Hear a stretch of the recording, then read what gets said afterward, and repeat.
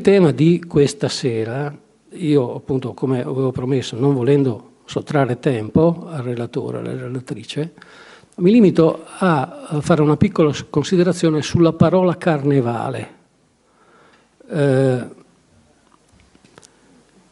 perché ci sono varie interpretazioni sull'origine di questo termine, ma ce n'è una che mi è particolarmente cara, che è quella di carro navale.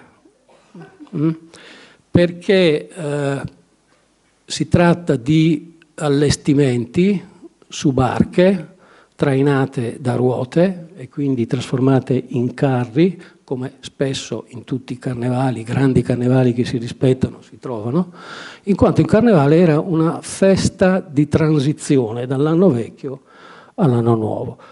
Queste considerazioni vengono fatte in maniera, secondo me, egregia ed esemplare in un libro che io mi permetto di segnalarvi questa sera, che è di un signore che si chiama Alfredo Cattabiani, e il libro è intitolato Calendario. Se voi prendete questo libro, che è suddiviso per le feste dell'anno, quando Cattabiani parla del carnevale, sviluppa questo tema del carro navale.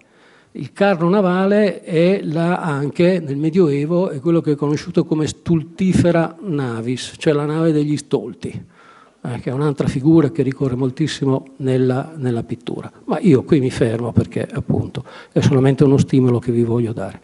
Ringrazio ancora di nuovo Marina e le cedo la parola. Buonasera.